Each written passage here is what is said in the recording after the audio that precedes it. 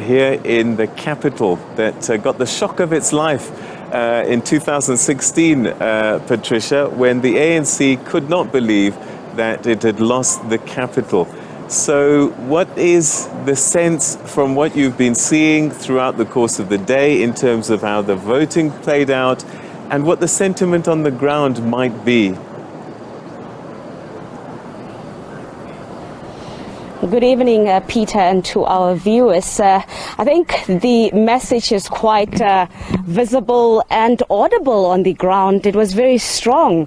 The culture of the 2016 elections, that culture of boycotting the polls again, rearing its ugly head in the various parts of Tshwane at almost all the voting stations that we went to in particular, and perhaps the areas where you would have expected a lot of people to go and vote to actually effect the change that they have been calling for. And that is in particular in the townships where for the past 5 years we've been hearing a lot of people complaining, just echoing their dissatisfaction about the state of affairs, talking about poor service delivery.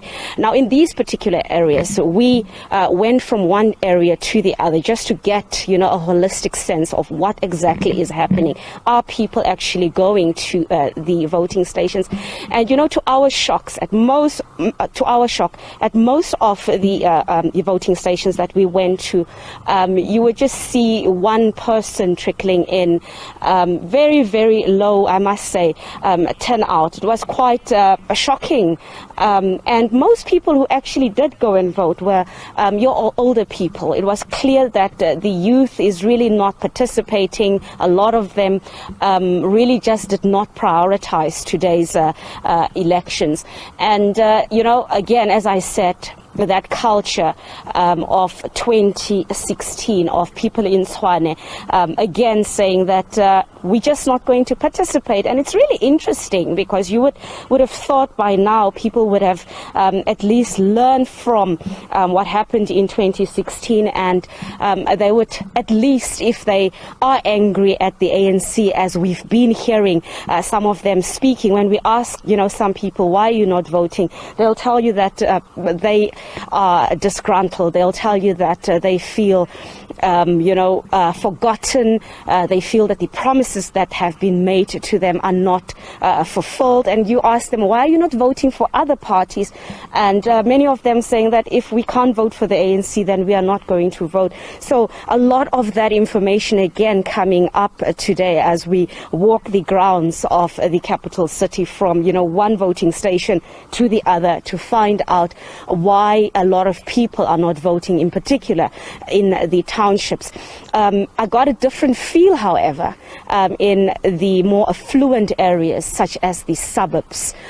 There from early morning we saw these long queues, and you could see that in those particular areas voting was really prioritized, and these are areas that are obviously dominated by white people and so forth. So those areas, it seems like voting was taken serious, but in the other areas not so much. Young people really being absent at the polls, but a lot of other issues as well that we saw in many stations around the capital city, that these are the complaints that came out, and many people saying that their names are not appearing on the lists where they have registered. So it seems like there were also a lot of teething problems that further frustrated a lot of voters.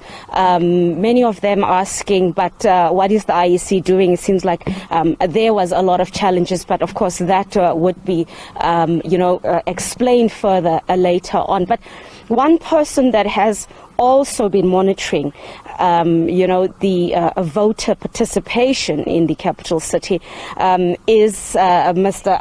Abraham Mashishi from Sanko, and he too is talking about how shocked he was, and really how disappointed he is that South Africans are not taking voting seriously, in particular here in the capital city, knowing that this is one of the most fierce contested metros. Thank you so much for joining us. You also expressed your shock. You went around and you were shocked that people were just not voting. What do you make of this culture? Yeah, thank you very much, and thank you for the viewers of SABC. As Sanko, we are very much shocked and very much disappointed about the voters' turnout. Most of our people, particularly young people, they take this holiday as something like drinking liquor, doing all the rounds and freak. So most of our voters were just fluctuated by elderly people. As you have said, particularly in the townships where we believe that a lot of people that are being suffering, starving, they will go out in numbers and vote, but unfortunately that was a different subject. We have seen the different VDs, especially in the suburb. There were a lot of queue of white people that were queuing. And it's very shocking and disturbing that our own people, particularly blacks, they don't take vote as their right, as their democratic exercise to take the right decision so that they can get service delivery. It's so disappointed, really. Do you think South Africans actually understand the difference between local elections and national elections? Because many of the people that we spoke to are telling us about their anger at the ANC, the governing party here in Tshwane, while the ANC is actually not in charge of Tshwane. The ANC is under the DA rule. So do you get the sense that maybe people do not really understand this process properly? You see, I was thinking maybe people of Tshwane in particular, on what they have done previously in 2016, they'll do corrections. Because most of them, they've just abstained. It doesn't mean that the DA and the EFF won. They was not given a mandate. The people of Tshwane have just decided to, because of the anger, just decided to abstain. And therefore, that creates a very, very serious concern. I think maybe voters' education is important.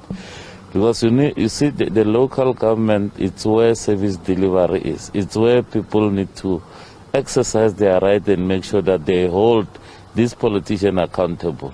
So instead, I will say maybe the IEC need to come back and make a very serious political, voters' education, so that people must understand, because services are on the ground. They are not on the national government or provincial government. They are here where we are staying. All right.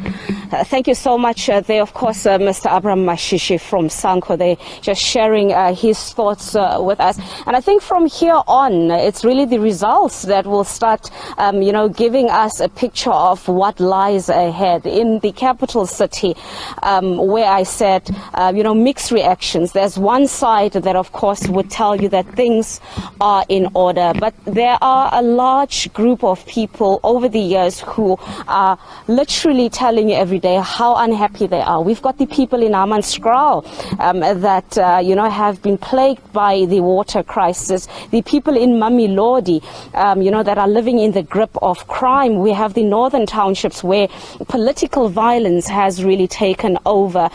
So it's a mixture of problems, a lot of social problems that are taking place in the capital city. And one would have expected that the people here in Tshwane would have actually gone to the polls in their numbers to make sure that they realize the vision of change that they have been calling for. But unfortunately, we're perhaps back at square one where we left the whole democratic project in 2016. And now we'll just have to see who will be taking over the reins here in the capital city. For now, let me toss it back to my colleague, Vanessa Puna.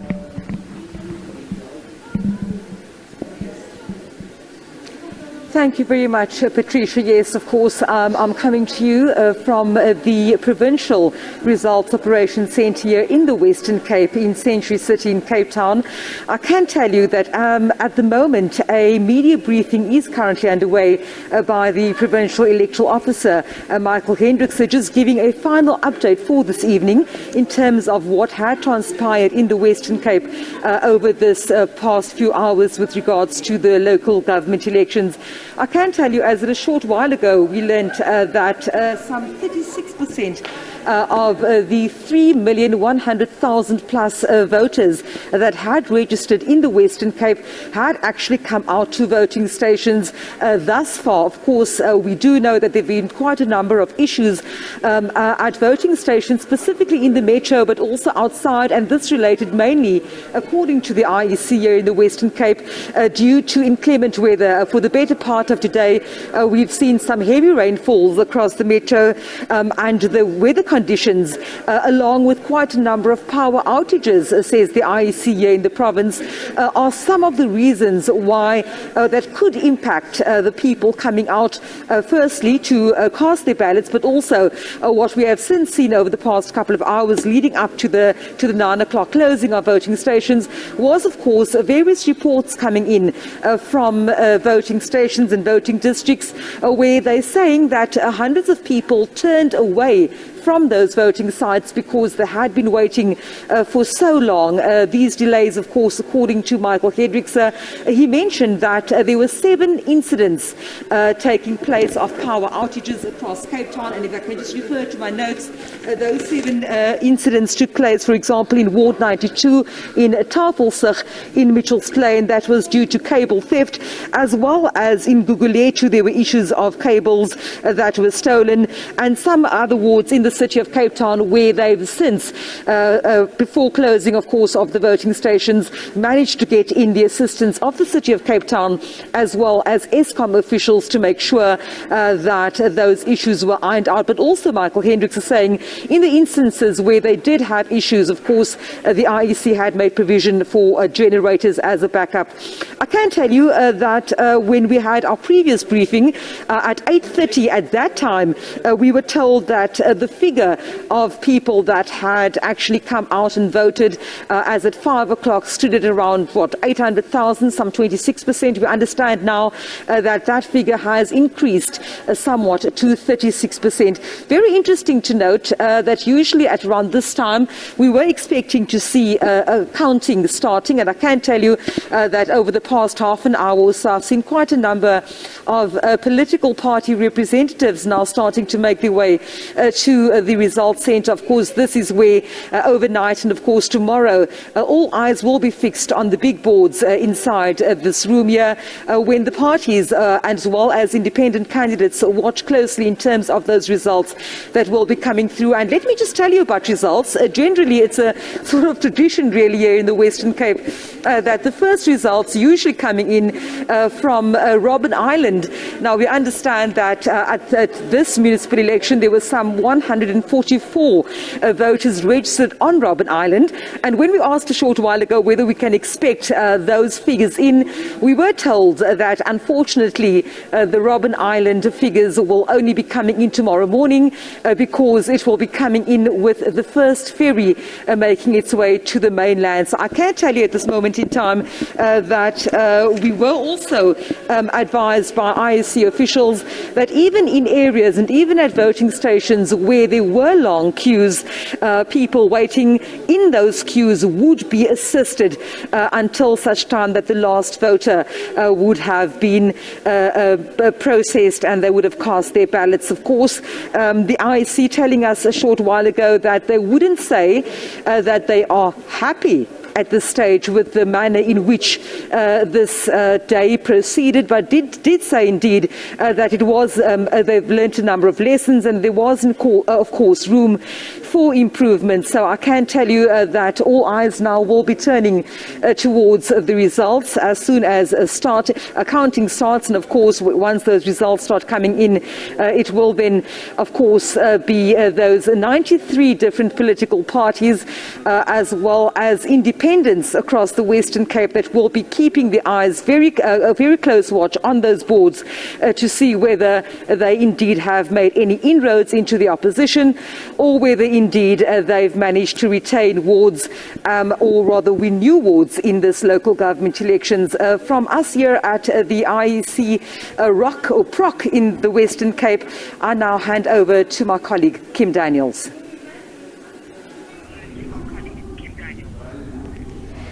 Thank you so much, Vanessa. We are here at the Feather Market Centre. This is the results centre for elections that had happened now, obviously today. At this point in time, all the ballots are being counted at the respective stations, and then they will trickle into this venue, where the IEC will obviously monitor, put on show, where the party agents and political parties, the public representatives can all, take witness to the results that had happened. We had been out since early this morning around 5 o'clock, going to various voting stations. The lines weren't that full going into the townships, but moving into your suburban areas, even now, late this evening, the lines were very, very, very long. At cut-off time, 9 o'clock, the lines were still very long in Wards 2 and Ward 6. And I think that's just delaying this process, of getting the results, because nothing has come into this results centre as yet. In this metro, it's a hot contest between the ANC and the DA. The DA at the moment is in charge of this metro, but the ANC, is looking to regain control back of the Nelson Mandela Bay metro. The DA pulled out all its stops. It had its leader, John Steenhuisen, here on many, many times. And, they nearly spend half of their campaign budget here in the metro specifically. So it really seems like they have their hearts set out on winning this metro. The ANC, on the other hand, their president, Cyril Ramaphosa, had been here twice in the space of 2 weeks. And they visited their traditional areas, their stalwart areas, your Motherwells, your Brightons and your Zwedes, just to make sure that, they regain control. And, Ramaphosa's message to the people was to come out and vote in numbers. Because in 2016, in the previous municipal elections, the ANC did win most of the wards, but they lacked where their PR vote was quite low due to their vote turnout. Another issue that may arise or might make things a little bit interesting is the EFF, who we now know has won all 4 campuses of NMU. That's our university here. We're not sure if that's going to make any kind of difference at all going ahead, but it would be quite interesting to see. So, things are happening here in the metro. And one thing I should also mention is that the northern areas is a well contested area, because whoever wins that area ultimately, wins majority of this Nelson Mandela Bay Metro without going into a coalition government. So that would be the key. So we're keen to see what the results say, slowly coming in now this morning and later tomorrow. But for now, from Asi and Kobeja, it's back to you guys in studio. Kim Daniels in the Eastern Cape, Vanessa Puna, Western Cape, and Patricia Fasaki here in Gauteng, in the capital. To the three of you, thank you very, very much indeed for that update.